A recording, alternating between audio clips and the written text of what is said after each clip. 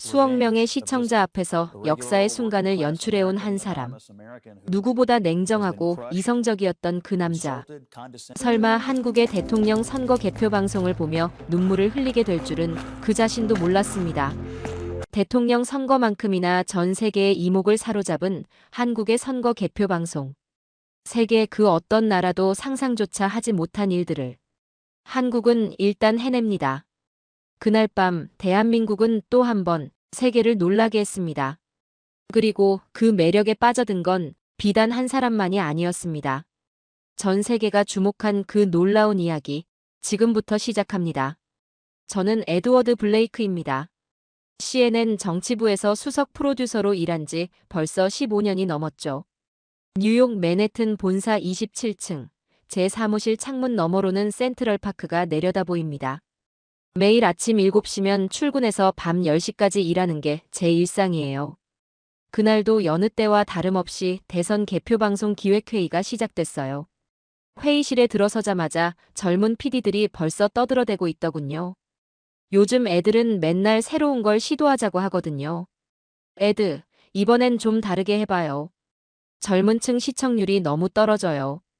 제이슨이라는 신입 PD가 조심스럽게 말을 꺼냈습니다. 다르게요? 어떻게 말이죠? 저는 팔짱을 끼고 물었어요. 벌써 15년째 같은 얘기를 듣고 있었거든요. 인터랙티브 투표 시스템이나 소셜미디어 연동 같은 거요. 젊은 사람들이 참여할 수 있게요. 다른 PD들도 고개를 끄덕이며 동조했습니다. 저는 깊은 한숨을 쉬었어요. 여러분, 우리가 뭐 하는 사람들인지 잊으셨나요? 우리는 뉴스를 만드는 사람들입니다. 오락을 만드는 게 아니라요. 회의실이 조용해졌죠. 이런 분위기는 익숙했어요.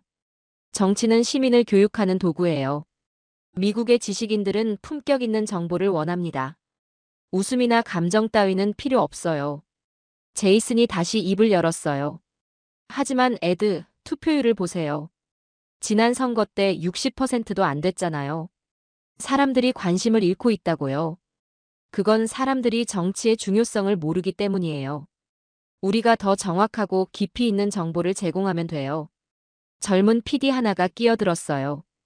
그런데 애드, 지금 젊은 사람들은 틱톡이나 인스타그램에서 정치 정보를 얻어요. 우리가 전통적인 방식만 고집하면. 전통적인 방식이라고요? 저는 목소리를 높였습니다. 우리는 CNN이에요. 세계에서 가장 신뢰받는 뉴스 채널이라고요. 유행에 따라갈 필요 없습니다. 회의실이 다시 조용해졌어요. 저는 계속 말을 이었습니다. 정치방송은 진지해야 해요. 웃고 떠드는 개표방송이요? 그건 민주주의를 망치는 일입니다. 시민들은 정확한 정보와 전문가의 분석을 원해요. 쇼를 원하는 게 아니라요. 회의가 끝나고 제이슨이 제게 다가왔습니다. 애드, 혹시 시간 되시면 이거 한번 보세요. 그가 건네준 건 유튜브 링크였어요. 한국 대선 개표 방송이에요. 좀 놀라실 겁니다. 저는 링크를 받아들고 피식 웃었습니다. 정말 다를 거예요. 제이슨은 어색하게 웃으며 자리를 떴어요. 저는 그 종이를 책상 서랍에 집어넣었습니다.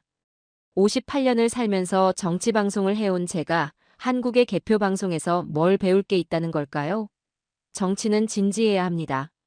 그게 제 신념이었어요. 그날 저녁 집으로 돌아가는 택시 안에서도 계속 생각이 났어요.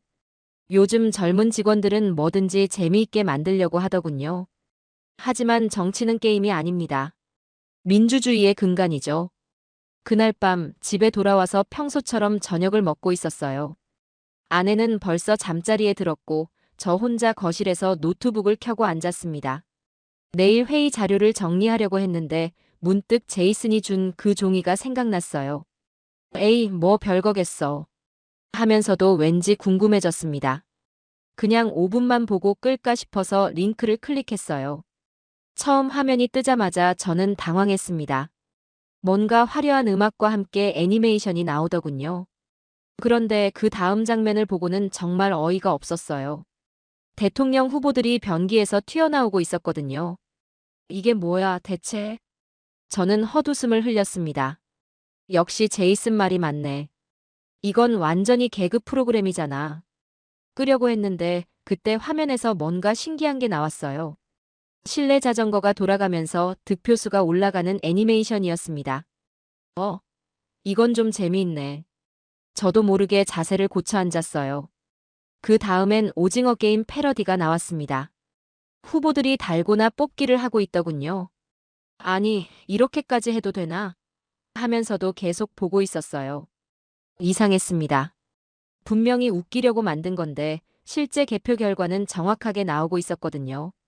그래픽도 생각보다 정교했고요. 어떻게 이런 걸 실시간으로 만들지? 저는 점점 빠져들고 있었어요. 중간에 나온 게임 패러디는 정말 놀라웠습니다. 마치 롤플레잉 게임처럼 후보들이 레벨업을 하면서 득표수가 올라가더군요. 게임 세대들이 좋아할 만하네. 저는 중얼거렸어요. 그런데 웃기면서도 뭔가 진지한 면이 있었습니다. 중간중간 나오는 인터뷰나 분석은 꽤 전문적이었거든요. 재미와 정보를 이렇게 섞을 수 있구나. 처음에는 5분만 보려고 했는데 어느새 30분이 넘게 보고 있었어요. 가장 인상적이었던 건 시청자들이 실시간으로 채팅을 치는 모습이었습니다. 이거 너무 웃겨. 그런데 분석은 정확하네. 이런 개표 방송 처음 봐 같은 댓글들이 계속 올라오고 있었어요. 저는 화면을 멈추고 생각해 봤습니다. 사람들이 이렇게 적극적으로 반응하네. 미국 개표 방송을 볼 때는 이런 반응을 본 적이 없었거든요. 대부분 조용히 보거나 중간에 채널을 돌려버리죠. 근데 이게 정말 효과가 있을까? 저는 의심스러웠어요. 하지만 댓글을 보니 젊은 사람들이 정말 많이 보고 있더군요. 덕분에 후보들에 대해 많이 알게 됐어 같은 댓글들이 계속 올라왔습니다. 저는 노트북 화면을 보면서 혼란스러웠어요. 지금까지 제가 믿어온 방식과는 완전히 달랐거든요. 정치는 진지해야 한다고 생각했는데 이 사람들은 웃으면서도 진지하게 참여하고 있었습니다. 아니, 근데 이거 왜 이렇게 잘 만들었지? 저도 모르게 중얼거렸어요. 처음에는 비웃으려고 봤는데 어느새 진지하게 분석하고 있었거든요. 이런 제 모습이 낯설었습니다. 시계를 보니 벌써 밤 12시가 넘어 있었어요. 1시간 넘게 본 거였습니다. 내일 또 봐야겠네. 저는 북마크를 하면서 중얼거렸어요. 이틀 뒤 저는 다시 그 영상을 찾아봤습니다. 처음엔 그냥 호기심이었는데 뭔가 놓친 게 있을 것 같았거든요. 이번엔 좀 더 자세히 보기로 했어요. 영상 중간쯤 되니까 화면 한쪽에 숫자가 크게 떴습니다. 투표율 79.4%. 저는 그 숫자를 보고 깜짝 놀랐어요. 뭐라고? 79.4%?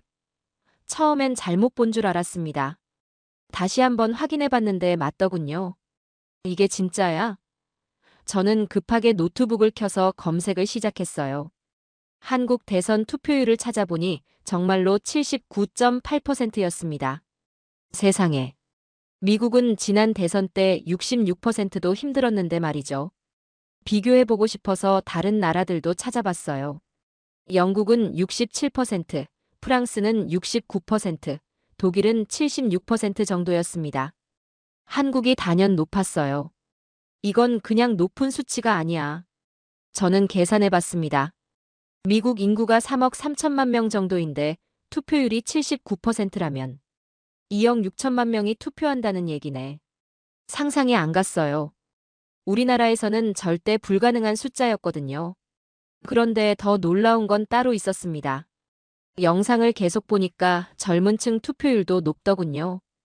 20대, 30대가 70% 넘게 투표했다는 거예요. 미국 젊은이들은 30%도 힘든데. 저는 문득 깨달았습니다. 이건 단순히 숫자가 높은 게 아니야. 사회 전체가 움직인 거야. 투표율이 높다는 건 시민들이 정치에 관심이 많다는 뜻이잖아요. 그것도 이렇게 압도적으로 높다면. 그럼 이 사람들은 왜 이렇게 적극적일까? 저는 궁금해졌어요. 미국 사람들은 맨날 정치인들은 다 똑같아. 내 한 표로 뭐가 바뀌겠어. 이런 얘기만 하거든요. 그런데 한국 사람들은 다른 것 같았어요. 영상에서 길거리 인터뷰를 보니까 더 놀랐습니다. 투표는 당연한 거 아니에요? 이런 중요한 일에 참여 안 할 이유가 없죠. 우리 미래를 결정하는 일인데요. 이런 대답들이 나오더군요. 미국에서는 듣기 힘든 얘기였어요. 저는 다시 계산해 봤습니다. 79.4%라는 건 100명 중 79명이 투표했다는 뜻이에요. 거의 80명이야. 이건 정말 대단한 수치였습니다.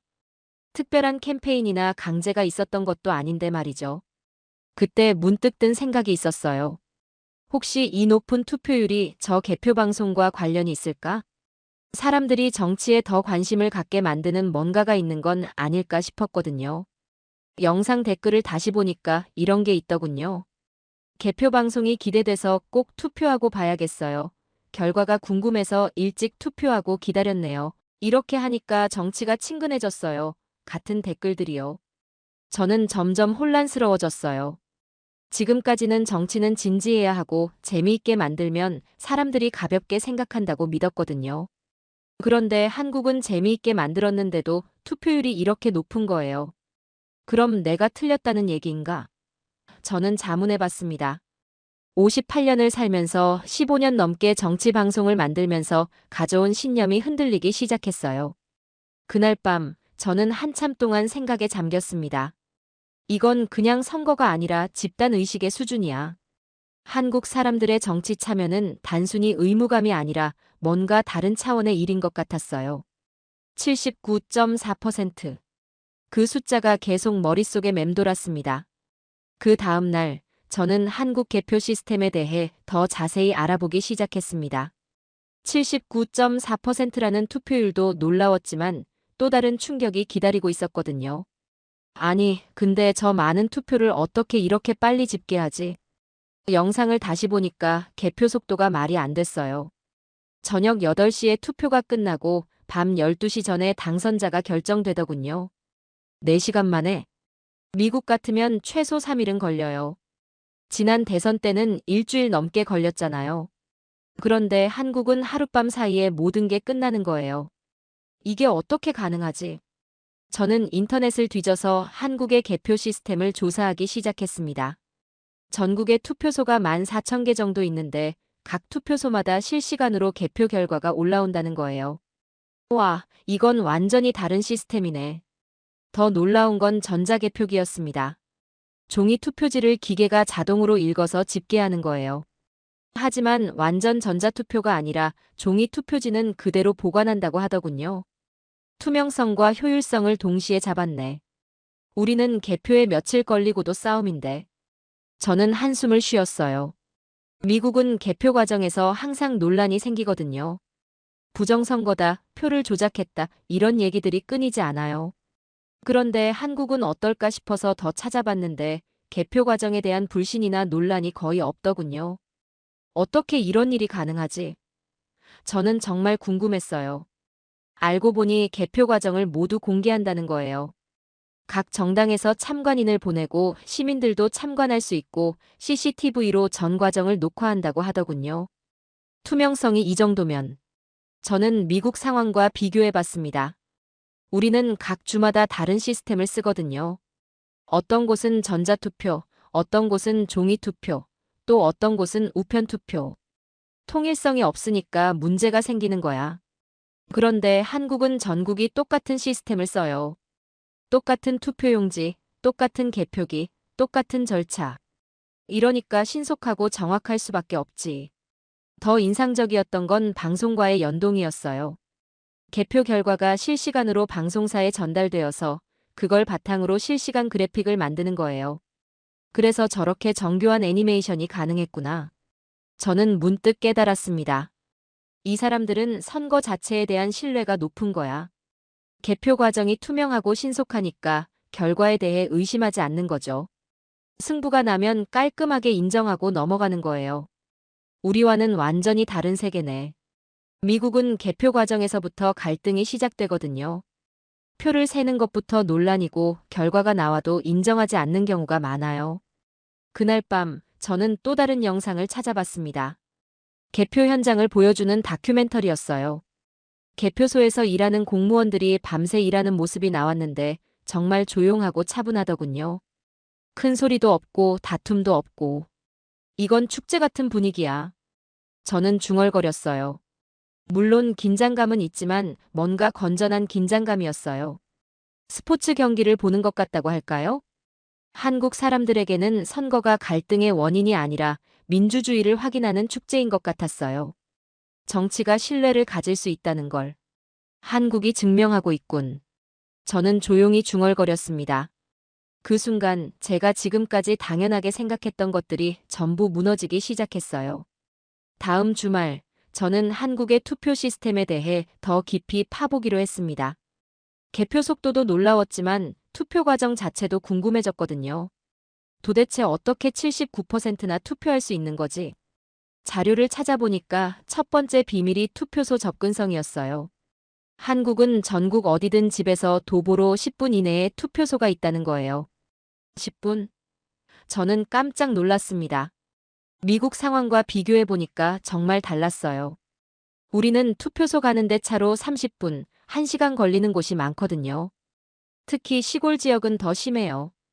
그러니까 사람들이 투표하기 싫어하는 거야. 한국은 어떻게 이런 게 가능한지 찾아봤더니 초등학교나 주민센터를 투표소로 쓴다는 거예요. 아, 학교를 투표소로 쓰는구나. 미국도 학교를 투표소로 쓰긴 하는데 한국만큼 촘촘하지는 않아요. 더 놀라운 건 투표 시간이었습니다. 아침 6시부터 밤 8시까지 무려 14시간 동안 투표할 수 있어요. 14시간이나? 미국은 주마다 다른데 보통 12시간 정도거든요. 그런데 가장 인상적이었던 건 대기 시간이었어요. 한국은 평균 대기 시간이 10분 이내라는 거예요. 10분? 미국은 몇 시간씩 기다리는 경우가 많은데 말이죠. 저는 2020년 대선 때를 떠올렸습니다. 조지아주 애틀랜타에서는 11시간을 기다린 사람도 있었어요. 텍사스에서는 7시간, 위스콘신에서는 5시간. 이러면 누가 투표하고 싶겠어? 한국 상황을 더 자세히 보니까 투표소 운영도 체계적이더군요. 투표용지를 받고 기표하고 투표함에 넣는 과정이 매우 간단해요. 복잡한 절차가 없어서 빨리 처리되는 거죠. 이건 정치가 시민을 불러들이는 게 아니라 시민의 삶 속으로 들어간 거야. 저는 깨달았습니다. 미국은 투표를 어렵게 만드는 경우가 많거든요. 신분증 확인도 까다롭고 사전 등록도 복잡하고. 그런데 한국은 완전히 반대였어요. 최대한 쉽게, 최대한 편리하게 만들어 놨더군요. 우린 시민을 불편하게 만들었고 그들은 시민을 초대했군. 저는 구글맵을 켜서 제 집 주변 투표소를 찾아봤어요. 가장 가까운 곳이 차로 25분 거리였습니다. 25분이나. 한국 같으면 도보로 5분 거리에 있을 텐데 말이죠. 미국의 투표 시스템을 다시 생각해 보니까 정말 문제가 많았어요. 주마다 다른 규칙, 복잡한 절차, 긴 대기 시간, 불편한 위치. 이러면 투표율이 낮을 수밖에 없지. 특히 젊은 층이나 저소득층에게는 더 어려워요. 직장 때문에 시간 내기 어렵고 차가 없으면 투표소 가기도 힘들고. 시스템 자체가 차별적이야. 한국은 어떨까 싶어서 더 찾아봤는데 사전투표 제도도 있더군요. 선거일 전에 미리 투표할 수 있는 거예요. 이것도 편리하네. 직장인들이나 여행 가는 사람들에게는 정말 좋은 제도인 것 같았어요. 저는 점점 부러워지기 시작했습니다. 왜 우리는 이렇게 못하지? 기술적으로는 충분히 가능한 일들인데 정치적 의지가 없는 것 같았어요. 그때 문득 든 생각이 있었습니다. 혹시 일부러 어렵게 만드는 건 아닐까? 투표율이 낮으면 이득을 보는 사람들이 있을 수도 있거든요. 특정 계층만 투표하게 만들려는 의도일 수도 있고요. 한국은 정말 시민을 위한 시스템을 만들었구나. 저는 감탄했습니다. 정치는 멀고 어려운 것이라는 제 생각이 완전히 바뀌기 시작했어요. 가깝고 쉬울 수도 있는 거였습니다. 한국 선거 시스템을 조사하면서 가장 흥미로웠던 건 선거 당일 여론조사 금지 조항이었습니다. 선거일 하루 전부터 개표 시작까지 무려 18시간 동안 모든 여론조사와 예측 보도가 금지된다는 거예요. 18시간 동안 아무것도 말하면 안 된다고? 저는 처음엔 이해할 수 없었어요. 실시간으로 예측하고 분석하고 전망하는 게 우리 일이었는데. 자료를 더 찾아보니까 한국 언론들이 정말로 18시간 동안 입을 다물고 있더군요. 아침 6시에 투표가 시작되는데 그 전날 오후 6시부터 개표 시작인 저녁 8시까지 완전히 조용했어요. 이게 정말 지켜질까? 의심스러웠는데 실제로 그날 한국 뉴스를 보니까 놀라웠어요. 아무도 예측하지 않더군요. 누가 이길 것 같다, 현재 상황은 어떻다 이런 얘기가 전혀 없었어요. 이건 미국과 완전히 달랐습니다.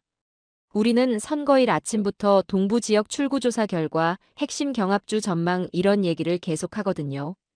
심지어 트럼프 지지자들이 많이 보인다, 바이든 쪽이 우세해 보인다 같은 주관적 관측까지도 내보내죠.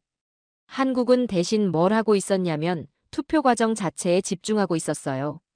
시민들이 투표하는 모습, 투표소 현장 중계, 투표 참여 독려 이런 내용들이었죠. 예측은 완전히 금지하고 참여만 독려하는 거예요. 저는 이 차이의 의미를 생각해 봤습니다. 미국은 선거를 경주나 스포츠 경기처럼 취급해요. 누가 앞서고 있나, 승부는 어떻게 될까, 이런 식으로 접근하죠. 그런데 한국은 선거를 시민의 선택 과정으로 보는 것 같았어요. 근데 이게 좋은 걸까? 문득 의문이 들었어요. 미리 결과를 예측하면 사람들이 이미 결정됐네 하고 투표를 포기할 수도 있거든요. 특히 서부 지역 사람들은 이미 동부에서 결정났네 하고 관심을 끌 수도 있고요. 한국의 18시간 침묵 제도를 더 자세히 보니까 정말 철저하더군요. 방송사뿐만 아니라 신문, 인터넷, 심지어 개인 SNS까지도 제재 대상이에요. 이 정도로 철저하게 하는구나. 저는 그 18시간 동안 한국 사람들이 뭘 했을지 궁금했어요. 예측도 없고 분석도 없고 전망도 없다면 순수하게 자신의 선택만 생각하겠네. 실제로 그날 한국의 소셜미디어를 보니까 흥미로웠어요. 정치적 예측이나 분석 대신 투표했습니다. 민주주의 축제에 참여했어요. 이런 인증샷들만 올라오더군요. 이건 완전히 다른 분위기야. 미국은 선거일 내내 갑론을 박이거든요. 누가 이길지, 언제쯤 결정 날지. 온종일 예측과 분석으로 시끄러워요. 그런데 한국은 18시간 동안 정말 조용했어요. 마치 시험 시간 같다고 할까요? 모든 정보를 차단하고 오직 자신의 판단에만 의존하는 거죠. 저는 이 제도의 의미를 생각해 봤습니다. 외부 정보에 흔들리지 말고 오직 자신의 신념에 따라 투표하라는 뜻이군. 여론조사나 예측에 휘둘리지 말고 진정한 자신의 선택을 하라는 거예요. 이게 진짜 민주주의 아닐까? 저는 깨달았습니다. 미국은 너무 많은 정보와 예측 때문에 오히려 혼란스러울 때가 많거든요. 사람들이 이미 결정됐다더라 하고 포기하거나 이쪽이 이길 것 같으니까 하고 편승하기도 하고요. 그런데 한국은 그런 요소들을 모두 차단했어요. 18시간 동안은 오직 개인의 양심과 판단에만 의존하는 거죠. 순수한 선택이 가능한 환경을 만든 거야. 그날 저녁 18시간의 침묵이 끝나고 개표가 시작되는 순간을 봤는데 터져나오는 에너지가 정말 대단하더군요. 마치 댐이 터지는 것 같았어요. 이래서 더 재미있는 거구나. 한국 대선 자료를 조사하던 중 저는 MBC 개표 방송의 카운트다운 영상을 발견했습니다. 처음엔 별거 아닐 거라고 생각했어요. 그냥 일반적인 오프닝 영상이겠거니 했죠. 하지만 재생 버튼을 누르는 순간 저는 완전히 얼어붙었습니다. 화면에 나타난 첫 번째 인물은 김구 선생이었어요. 흑백 영상 속에서 그가 연설하는 모습이 나왔습니다. 나는 우리나라가 세계에서 가장 아름다운 나라가 되기를 원한다. 그의 목소리가 울려 퍼졌어요. 이게 뭐지? 저는 혼란스러웠습니다. 선거 방송에서 갑자기 독립운동가가 나온다고? 미국에서는 상상도 할 수 없는 일이었어요. 그런데 영상은 여기서 끝나지 않았습니다. 김구 선생의 연설이 끝나자 화면이 전환되면서 현대적인 공간이 나타났어요. UN 본부였습니다. 그리고 한 젊은 남성이 연단에 서 있었죠. BTS의 RM. 저는 눈을 의심했어요. K-팝 가수가 UN에서 연설하는 장면이었습니다. 그의 영어 연설이 이어졌어요. 독립운동가와 K-팝 스타를 같은 영상에 넣는다는 게 도대체 무슨 의미인지. 하지만 영상은 또 다른 반전을 준비하고 있었어요. RM의 연설이 끝나자 화면에 아카데미 시상식 무대가 나타났습니다. 아카데미 트로피를 높게 치켜드는 봉준호 감독의 모습이었죠. 기생충이 아카데미상을 받은 그 장면. 저는 완전히 당황했습니다. 선거 방송에서 영화 감독까지 나온다니. 그 이외에도 한국의 역사와 현대를 대표하는 인물들이 교차돼서 나타났어요. 과거, 현재, 그리고 미래로 이어지는 우리의 이야기. 그리고 개표 방송이 시작된다는 메시지와 함께 카운트다운이 시작됐습니다. 저는 한동안 말을 잇지 못했습니다. 이 3분짜리 영상이 전하는 메시지를 이해하려고 애썼거든요. 이들의 공통점은 뭘까? 문득 깨달았습니다. 이들은 모두 한국의 목소리를 세계에 전한 사람들이었어요. 시대는 다르지만 모두 한국을 대표해서 세계의 메시지를 전한 거였죠. 이게 바로 한국식 접근법이구나. 저는 감탄했습니다. 단순히 선거 결과만 다루는 게 아니라 선거를 더 큰 역사의 흐름 속에서 바라보는 거였어요. 영상 아래 댓글들을 보니까 더욱 놀라웠습니다. 방탄소년단을 보러 왔다가 김구 선생님을 처음 알았어요. 저도 이런 나라를 만들고 싶어요. 저는 조용히 화면을 멈췄습니다. 그 댓글이 모든 걸 설명해주고 있었거든요. 이것이 바로 한국이 만든 기적이었어요. 미국에서는 절대 불가능한 일이었습니다. 정치와 문화를 이렇게 자연스럽게 연결하는 건 상상도 할 수 없었어요. 우리는 항상 분리해서 생각하거든요. 정치는 정치, 문화는 문화. 그 순간 저는 한국이 정치와 문화를 어떻게 연결하고 있는지를 처음 깨달았습니다. 선거가 단순한 정치적 이벤트가 아니라 국가적 문화 축제가 되는 순간이었어요. 이래서 79%가 가능했구나. 저는 중얼거렸습니다. 정치를 딱딱한 의무가 아니라 자신들의 문화와 역사의 연장선에서 바라보게 만든 거였어요. 15년간 만든 우리 방송들이 머릿속에 떠올랐습니다. 전부 숫자와 분석뿐이었어요. 감동도 없고 스토리도 없고. 우리는 뭘 놓치고 있었던 걸까? MBC 카운트다운 영상을 본 지 하루가 지났습니다. 저는 계속 그 3분간의 충격에서 벗어나지 못하고 있었어요. 에드, 어제부터 계속 멍하니 계시네요? 제이슨이 걱정스럽게 물었어요. 아, 미안. 생각이 좀 복잡해서. 저는 어젯밤 내내 잠을 이루지 못했어요. 그 댓글이 계속 머릿속에 맴돌았거든요. 저도 이런 나라를 만들고 싶어요. 제이슨, 우리는 뭔가를 놓치고 있는 것 같아. 저는 조심스럽게 말을 꺼냈습니다. 뭘요? 스토리야. 우리는 숫자만 던져주고 있었어. 제이슨이 의자를 당겨 제 옆에 앉았습니다. 무슨 뜻이에요? 한국 사람들은 선거를 하나의 이야기로 만들었어. 과거에서 현재로, 현재에서 미래로 이어지는. 저는 어제 본 영상을 설명해 줬습니다. 제이슨이 감탄했어요. 그럼 BTS 팬들이 정치에 관심을 갖게 된 거네요? 바로 그거야. 문화를 통해 역사를 배우고 역사를 통해 현재를 이해하고 현재를 통해 미래를 꿈꾸게 되는 거지. 저는 58년의 제 인생을 돌아봤습니다. 언제부터 정치와 문화를 이렇게 딱딱하게 분리해서 생각했을까? 우리는 너무 경직되어 있었어. 에드, 그럼 우리도. 제이슨이 조심스럽게 말을 꺼냈어요. 우리도 뭔가 할 수 있을까요? 모르겠어. 하지만 적어도 시도는 해볼 수 있지 않을까? 그날 오후, 저는 혼자 사무실에 남아 생각에 잠겼습니다. 한국의 79% 투표율이 우연이 아니었어요. 그들은 정치를 삶의 일부로 문화의 연장선으로 만들었던 거예요. 미국에도 그런 이야기가 있을 텐데. 저는 중얼거렸습니다. 링컨부터 마틴 루터 킹까지, 케네디부터 오바마까지. 우리에게도 감동적인 이야기들이 얼마나 많은가요? 하지만 우리는 그런 이야기들을 선거 방송에서 다루지 않았어요. 대신 여론조사 숫자만 분석하고 선거인단 계산만 하고. 감동이 없었어. 그날 저녁 집에 돌아가서 아내에게 말했습니다. 여보, 나 뭔가 깨달은 것 같아. 뭘?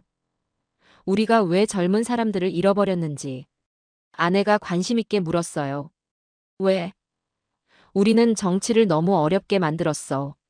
숫자와 분석으로만 채우고 정작 가슴을 울리는 이야기는 빼버렸지. 그럼 이제 어떻게 할 거야? 모르겠어. 하지만 바꿔야 한다는 건 확실해. 58년 동안 고집스럽게 지켜온 내 신념들이 틀렸을 수도 있어. 그 순간 저는 정말로 변화하고 있음을 느꼈습니다. 5일 전까지만 해도 한국 방송은 너무 가볍다고 생각했는데 이제는 우리 방송이 너무 무겁다는 생각이 들었어요. 며칠 후 제이슨이 제 사무실로 찾아왔습니다. 에드, 그 한국 영상 다시 봤어요. 어땠어? 정말 대단해요. 3분 만에 한 나라의 전체 스토리를 보여주다니. 그렇지? 우리도 그런 걸 만들 수 있을까? 할 수 있을 것 같아요. 미국에도 감동적인 이야기가 얼마나 많은데요. 저는 제이슨을 보며 미소 지었습니다. 58세의 늙은 프로듀서와 28세의 젊은 PD가 함께 새로운 꿈을 꾸고 있었어요. 그럼 한번 시도해 볼까? 정말요? 제이슨의 눈이 반짝였어요. 하지만 한국을 따라하는 게 아니라 우리만의 방식으로, 미국의 이야기로.